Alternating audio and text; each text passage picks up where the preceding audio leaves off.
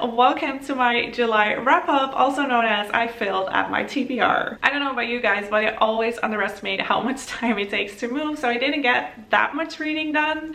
I still managed to read 4 books, 3 physical books, 1 audiobook.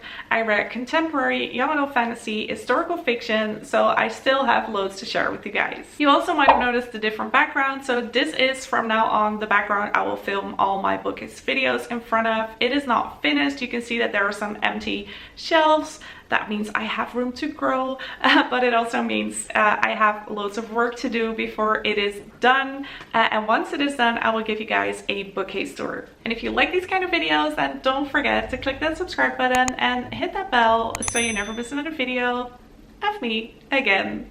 Let's get to it.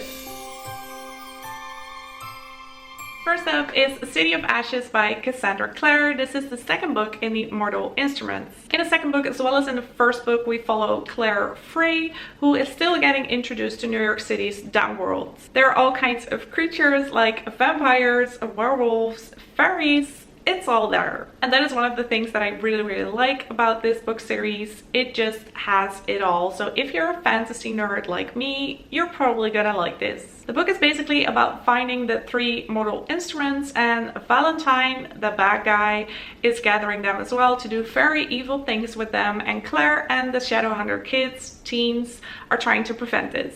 I went into the second book expecting to get more connected to the characters, but sadly that didn't happen yet, so I'm still not really invested in them.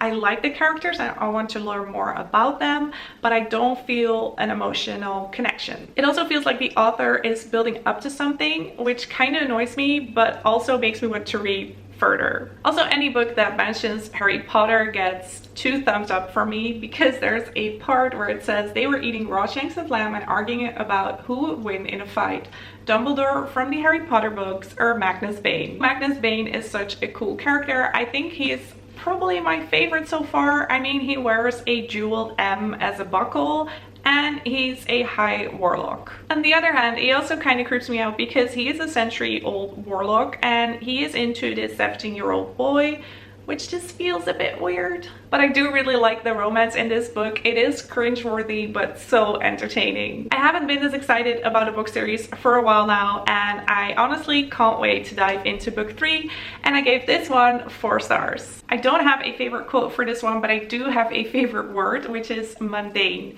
A boring, mortal human being who are blissfully unaware of the fantastical world below and around them. The next book that I finished is How the Penguin Saved Veronica by Hazel Pryor. This book actually came in my Once Upon a Book Club box, so that means there are gifts that correspond to certain pages. It's a really fun reading experience, so if you haven't seen that unboxing, I will leave it up in the info cards. That also means I already did a full book review, so I'm gonna keep it short. The description at the back of the book literally says it all. Old woman going to Antarctica, joining a penguin research team. Her closed heart starts to open. Her lost grandson Patrick follows her there, and together they find out what love and connection are all about. And because I already knew what was coming, the book didn't really surprise me and was off to a slow start. So as I said, we follow an 85-year-old main character called Victoria McCready, which is unique in itself, and she decides one day she has to go to Antarctica because there is a penguin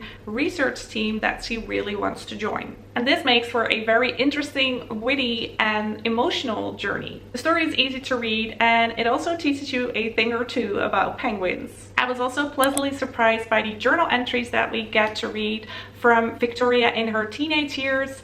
This made me feel connected to her, and you learn more about her background story. It was really refreshing to have a elderly woman as a main character, and I definitely like this book. I'm just not the biggest contemporary fan, but if you are, I would definitely recommend this, and I gave it 3 stars. And my favorite quote from this book: "It's a very long time since I've had an adventure." The next book I like to discuss is an audiobook called Voyager, written by Gabaldon. It is the 3rd book in the Outlander series, and it was narrated by Davina Porter. If you've been watching my wrap-ups, it comes as no surprise that I am in love with the Outlander series, not just on TV, but also the books. They are absolutely amazing. This was just another great sequel. I really enjoyed myself.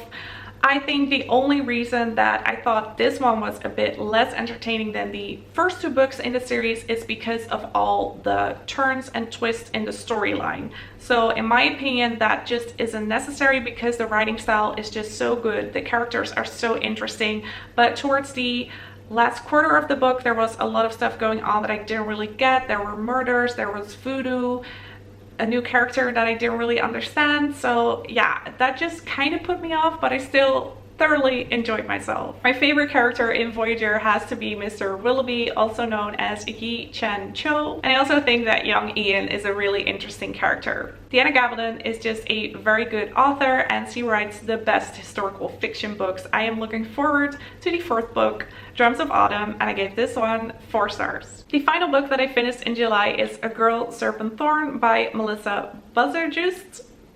Don't know if I said that correctly, but this one came in a fairy loot box. If you want to see the full unboxing, I will leave that video up in the info cards. If I had to summarize this book, I would say that it is a fairy tale inspired by ancient Persia with a bisexual princess that is poisonous to the touch. Sounds amazing, right? Well, it was.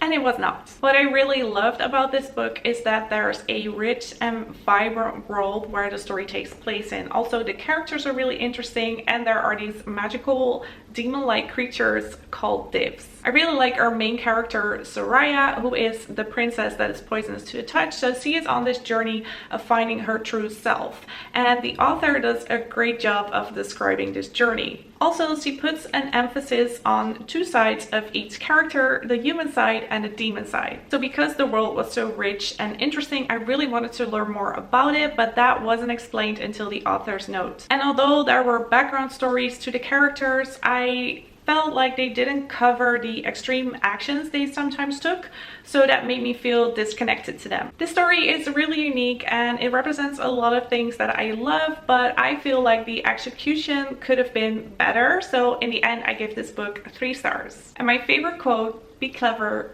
be patient, keep that anger close to you, nurse it like a flame, and when the time is right, fight him however you can. And that was my July wrap up. Short but hopefully sweet, and fingers crossed that August is gonna be a better reading month. I think I can manage because we're going off on a holiday for 9 days in nature, so I think I'll have loads of time to just sit back and relax.